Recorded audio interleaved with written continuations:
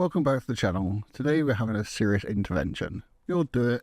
A new Football Manager drops, we look at the beta or the full release, and the first thing we do is hit Google. We search at FM26 Wonderkids. We see the same names at the top of every list. The 5-star potentials, the media darlings, the guys with the hype reels on Twitter. We obsess over signing them. We clear our deadwood, we adjust our budget sliders, and prepare to drop everything for those specific names.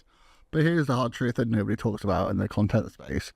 Buying the most famous Wonderkids in the world is the worst strategic decision you can make in Football Manager. Why? Because of a concept called opportunity cost. In FM26, the AI has become smarter at holding talent. Club reputations and dynamic transfer values, meaning selling one superstar often costs you the depth required to actually win the league. If you spend your entire transfer budget on one 18-year-old who isn't ready to start, you're neglecting your defence, your bench and your staff. So over the next little while, we're going to break down 5 specific Wonderkids you need to remove from your shortlist immediately. We aren't just hating on them, these are great players, but we're going to look at their attributes, the hidden stats, the finances involved, most importantly, the players you should be buying instead. We're going to teach you how to think like a director of football and not like a fan. Grab a coffee, open your notepad, let's save your transfer budget. First up, let's talk about English tax, and specifically Arsenal's Lewis-Skelly. Now, before Arsenal fans come for me, listen, this kid is phenomenal. In real life, he's an incredible prospect. In FM26, his potential ability is sky high. He can play defensive midfield, central midfield, left back, even inverted wing back. He is the football version of a Swiss Army knife. That is exactly the problem. In FM26, Arsenal knows this. Because he's English, homegrown, and at a big six Premier League club, his value is absolutely broken. I've run 5 separate simulations on the new match engine, and the average asking price for Lewis-Skelly in Season 1 or Season 2 sits anywhere between 65 and 95 million pounds. You have to ask yourself, what are you actually paying that for at that price point? When you break down his attributes, he's a jack of all trades. His attributes are spreading thinly across defending, passing, and dribbling. It's a solid 13 out of 10, 13 out of 20 at everything, but a 17 out of 20 at nothing. For £80 million, you need a specialist, you need a game changer. Lewis-Skelly often develops into an elite utility player. What does an elite utility player win you the Champions League? Usually not. You're paying a premium for his passport and his club badge. If you're looking for a midfielder to run your game, you're better off looking at someone like Villarreal or Asano Drago. If you want an inverted wingback, you should be scouting the Georgian or South American markets. Think about it this way. For one Lewis-Skelly, you can sign Scabba Karabashvili from Dynamo Tbilisi for about £3 million. You could probably Archie from Leeds or Tottenham, depending on the save. You should probably get 2 stars for the price of 1 squad player, and that's the Build a Dynasty. Let us not keep him, let them hold him, but use that money somewhere else. Next up, number 2. This is a case of what I call the valuation glitch. We need to talk about what he can buy at Villarreal. Since he moved to Spain, his reputation in the database has skyrocketed. He represents the modern centre-back. Physical, fast, strong, and mounts in the back. And in the new match engine, pace, especially the back, is very important. But try to buy him in the first 2 seasons. Villarreal will quote you something laughable. We are talking upwards of £100 million. Sometimes I've seen them ask for 120 million. But here's the issue with Kambwala in FM26, it's the mental attributes. Yeah, his physical's elite, but for 100 million, I need a defender who reads the game like Prime Paolo Maldini. I need elite concentration, elite decisions, and elite positioning. Kambwala often lags behind in the cerebral stats, often to other elite Wonderkids. Similarly, 10 years in the future, he had developed. In 4 of those saves, he was sold by Villarreal to mid-table Premier League team, an average of 6.9 rating. He's a physical beast who does get often caught out of position. You can't pay £100 million for a centre-back unless he's Virgil van Dijk reborn. Instead, look at the Tobias Slotager from Adense. Look at Mateus Palmer. Go to Portugal and look at Ousmane Diomande or Antonio Silva. You can often get Diomande, who's obviously the best centre-back prospect in the entire game, for less than Kambwala because of Sporting Lisbon's lower financial status compared to La Liga's release clauses. Be smart, buy the stats, and don't buy the hype. Okay, moving on to number 3, we have to address the elephant in the room. This is the one that's going to upset people. You need to stop trying to buy Lamine Yamal. I see so many people putting him on the shortlist. I see the comments asking, how do I sign Yamal? The answer is, you don't, and you shouldn't. First of all, he is hard-coded to love Barcelona. Getting to even listen to your contract offer is a nightmare. But let's say you're managing Manchester City or PSG. Let's say you have the money to trigger his release clause, which is usually over $1 billion, or eventually drops to something like 200 million if they're in financial trouble. The problem isn't the transfer fee. The problem is the wages. This is what destroys saves. It's called the wage structure implosion. You get Yamal to leave the boyhood club, you have to offer some astronomical wages. We are talking 400, 500, maybe 600,000 pounds a week, plus a massive loyalty bonus. The moment you give an 18-year-old 500 grand a week, you know what happens. Your 28-year-old captain knocks on your door the next morning.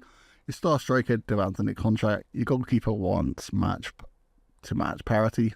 Suddenly your wage bill jumps about £50 million. Not just because of Yamal, because of the ripple effect he has caused. You're a bankrupt club, and your club's growth potential for just one winger. FM is about finding the player before they become Yamal. You want the output with the cost. Go to Brazil, get Esteval at Chelsea, look why, and see if you can loan him without or settle, and maybe even unsettle him. Or find the next Brazilian new gen. Look at Rooney Barshi. Is he Yamal? No. But you give you 85% of Yamal's output for 10% of the cost. It's a spreadsheet game. 85% output for 10% cost is any really metrics that matters. Number 4, this is one who represents a common mistake returning players because of habit. We need to talk about Lenny Yoro. In FM24 and 25, he was a go-to signing. The first thing he did was go to Lille, drop 30 or 40 million and only sends back for the next 15 years. It was just automatic. But now he's at Manchester United. That just changes everything. In FM26, there's a mechanic regarding recent transfers. Players that just moved clubs are almost impossible to sign for at least 2 windows. But even after that, you're dealing with Manchester United AI. They do not sell cheap. I tried to buy him with Real Madrid in season 3 and they wanted 180 million. Furthermore, there's a rotation risk. The AI United often just stockpiles defenders. Delit, Martinez, Maguire are all there. Euros sometimes stagnates on the bench in season 1. I've seen his saves where he plays 5 games in the first season. By the time you can actually buy him, his development is stalled because of lack of game time, and his price hasn't dropped because his reputation is still high. You're paying your premium for the badge on the shirt. The window for opportunity to sign Euro as a bargain is now closed. He's no longer a Wonderkid you can buy. He's a Wonderkid you should watch from a distance. Honestly, just stop looking at the Premier League for Wonderkids. They just don't exist.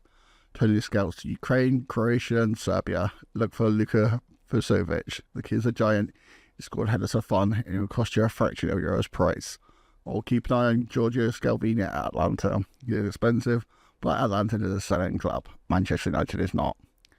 And finally, at number 5, this one hurts me personally because I love this player in real life. In FM26, he's a trap. Evan Ferguson. Evan Ferguson is arguably the best traditional number 9 prospect in the game outside of like Haaland or Endrick. He has everything. Finishing, composure, strength. But in FM26, Brighton knows this.